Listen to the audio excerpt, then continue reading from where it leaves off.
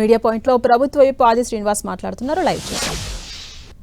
క్రీడా మైదానంలో ఉండే విధంగా చేసేటువంటి కార్యక్రమం చేస్తూ మా శాసనసభ్యులకు ఈరోజు క్రీడలను ఈసారి ఈ సంవత్సరం నుంచి అవకాశం కల్పించిన వేళ కేటీఆర్ అంటున్నాడు, మేము క్రీడల పోటీలను బహిష్కరిస్తున్నాము, మేము రాము, ప్రజా సమస్యలు ఉన్నపైన చర్చించాలని చెప్పిన మాట అంటూ, ఒకవేళ వాళ్ళు ఇదే క్రీడా పోటీలు కాదని ఫామ్ హౌస్ పోటీలు అంటే వస్తారా, ఇదో క్లబ్లకు పబ్లలో అవకాశం ఉందంటే వస్తారని చెప్పడం మాకు అర్థం కాలేదు. అంటే వాళ్ళ కేటీఆర్ కానీ బీఆర్ఎస్ వాళ్ళందరూ కూడా గతంలో మనం అనేకం చూస్తున్నాం, పబ్బులలో క్లబ్లలో ఫామ్ హౌస్లలో. కానీ మా ముఖ్యమంత్రి రేవంత్ రెడ్డి గారి ఆలోచన తీరు వేరు.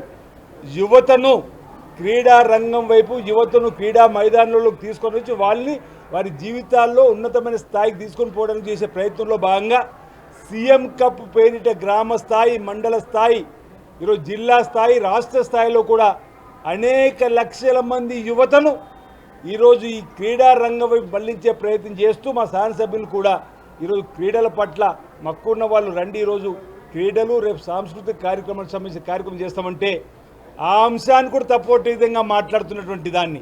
అందుకే మాకు అనిపిస్తుంది, వాళ్ళకి ఫామ్ హౌస్లు అంటే దావతులు పరిగెత్తేటట్టున్నారు, క్లబ్లు అంటే పబ్బులు అంటే కూడా పరిగెత్తే విధంగా ఈరోజు గంజాయి రహిత రాష్ట్రంగా మార్చాలని చెప్పని గౌరవ ముఖ్యమంత్రి రేవంత్ రెడ్డి గారు అధికారంలోకి వచ్చిన తొలి సభలోనే తీర్మానం చేసినాం. ఆ విధంగా ఈ రాష్ట్ర ప్రభుత్వం ముందుకు పోతుంది.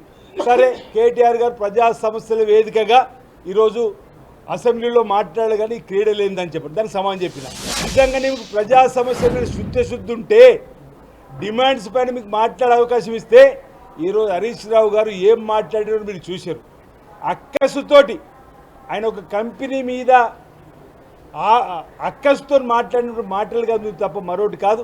దానికి తగ్గట్టుగా మా ముఖ్యమంత్రి గారు కూడా తగు నిర్ణయించుకుని సభలో కూడా స్పందించిన తీరు కూడా ప్రజలందరూ కూడా గమనించారు.